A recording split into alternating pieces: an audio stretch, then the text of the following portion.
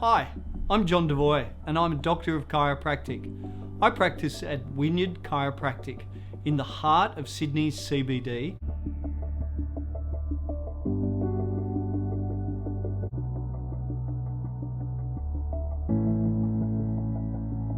So chiropractic care focuses on removal of unwanted and unnatural pressures on the brain and the nervous system, so the brain and the body can talk to each other and maintain good overall health.